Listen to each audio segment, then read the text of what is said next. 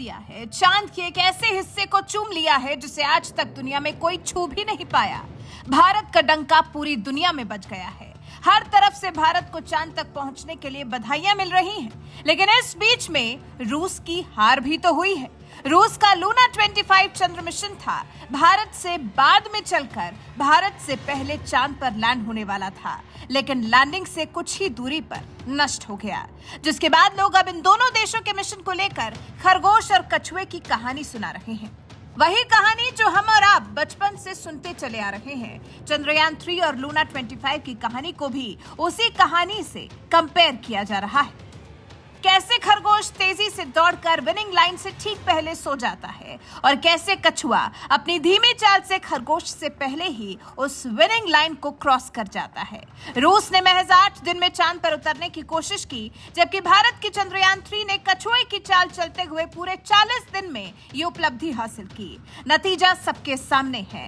भारत अपने मिशन में सफल हो गया है, जबकि रूस का लूना 25 ध्वस्त हो गया है। तो क्या इसका मतलब ये निकाला जाए कि रूस का ये मिशन जल्दबाजी में फेल हो गया? क्या जल्दबाजी में लूना 25 फेल हो गया? अब इसे जल्दबाजी कहें या रूस के पास ज्यादा और बेहतर संसाधन, जो लूना 25 को चांद के दक्षिणी ध्रुव पर पहुंचने में सिर्फ 8 दिन का समय लगना था। शायद इसी कामयाबी के लिए रूस ने लूना 25 पर पूरे $200 मिलियन खर्च किए थे, लेकिन वो तो चांद की सतह पर ही क्रैश हो गया। वहीं भारत ने रूस से अलग इस मिशन पर सिर्फ $75 मिलियन खर्च किए और इस मिशन को पूरा करने के लिए 40 दिन का वक्त लिया। हमारे चंद्रयान 3 ने धरती और चांद की खूब परिक्रमा लगाई, जबकि लूना 25 सीधा चांद के दक्षिणी ध्रुव पर लैंड करने के लिए बढ़ रहा था। स्पीड का तो छोड़ ही दीजिए, वो तो भारत और रूस के मिशन की कोई तुलना ही नहीं है। बात बजट की विस्तार से कर लेते हैं, क्योंकि प्रतीत ऐसा होता है कि भारत लूना 25 के बजट में शायद ऐसे 3 चंद्रयान भेज सकता है। रूस के बजट में भारत भेज सकता है 3 चंद्रयान।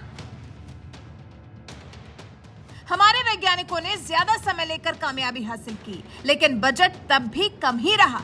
इतना कम कि जहां बॉलीवुड की कई फिल्मों से इस मिशन का बजट कम रहा है, वहीं लूना 25 के बजट में तो भारत ऐसे 3 चंद्रयान भेज सकता है।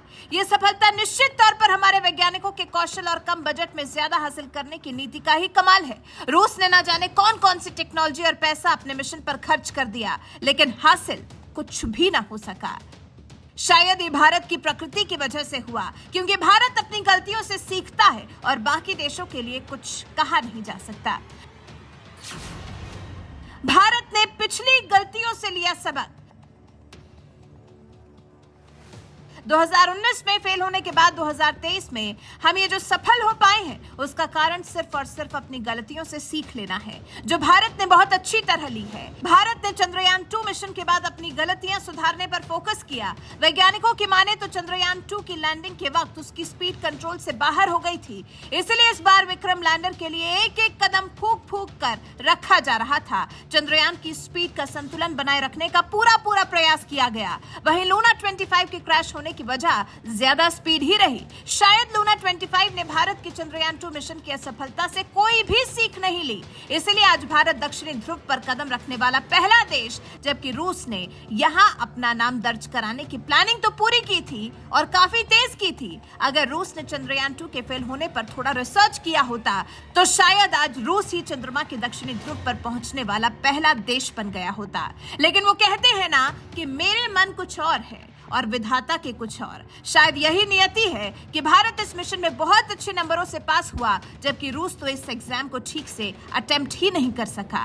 वाकई बचपन में पढ़ी कहानियां हमें जिंदगी के कौन से मोड़ पर सीख देने के लिए आ जाती है, पता भी नहीं चलता। हमने कभी नहीं सोचा था कि चंद्रयान 3 मिशन की बात करते हुए हमें कभी कछुए और खरगोश की कहानी का भी उदाहरण देना होगा।